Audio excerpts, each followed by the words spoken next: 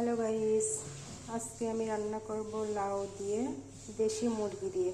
লাউ আর দেশি মুরগি রান্নার জন্য আমি এখানে নিয়েছি আদা বাটা, রসুন থিতু, জিরে মরিচ বাটা, পেঁয়াজ, গরম মশলা, সরিষার তেল দিয়ে রান্না করব। প্রথমে আমি কড়াইতে সরিষার তেল দিলাম।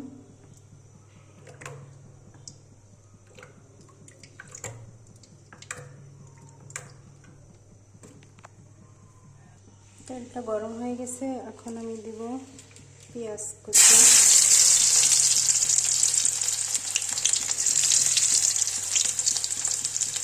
তারপরে দেবো রসুন থিতুটা। আমি রসুনটা মিক্স করে বাটি না, আপনারা ট্রাই করে দেখতে পারেন মাংস রান্নার সময়।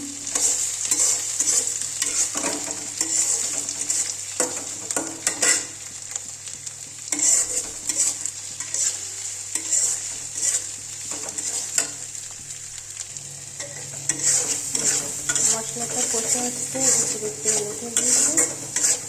এখন আমি মুরগিটা দিব, মুরগিটা কষে নেব।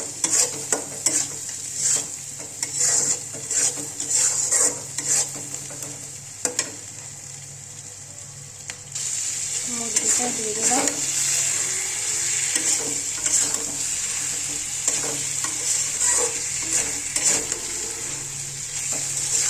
মুরগিটা মশলার সাথে মেশানো হয়ে গেলে কিছুক্ষণ আমি ঢেকে রাখবো। মশলাটা যেন মুরগির ভিতরে ঢুকে।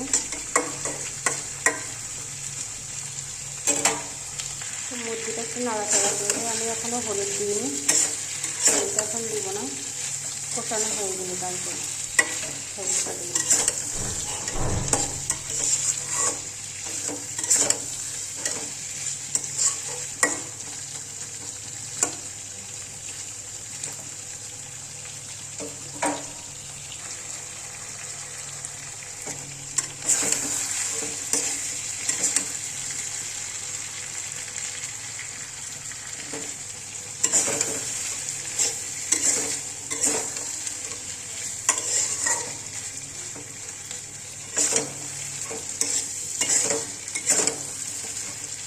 এখন মাংসটা কষানো শেষ, তেল উঠে গেছে। আমি এর ভিতরে লাউ দিয়ে দেবো।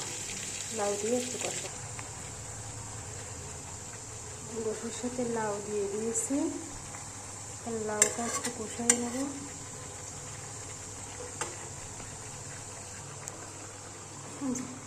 লাউ আলুটা কষাচ্ছি আমি।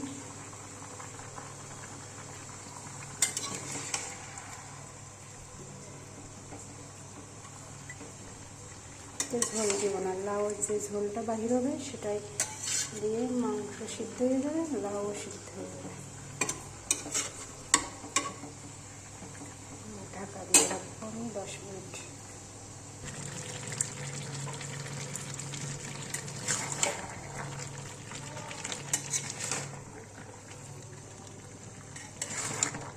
লাউ মুরগিতে লাউতে কত ঝোল বাহির হয়েছে,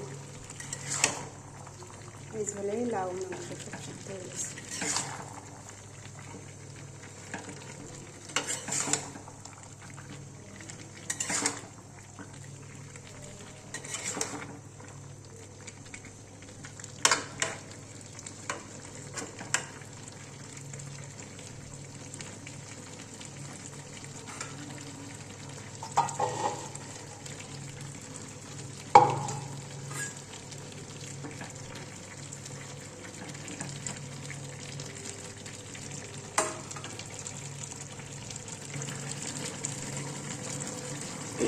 লাউ মুরগিতে সুন্দর একটা ফ্লেভার এসে গেছে।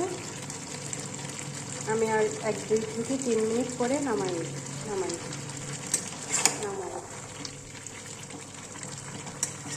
সেই সুন্দর টেস্ট হয়েছে। আপনারাও এভাবে ট্রাই করতে পারেন লাউ আর মুরগি দিয়ে।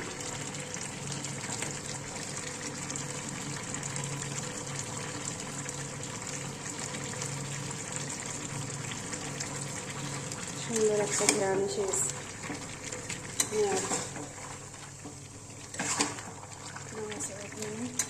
নামাও।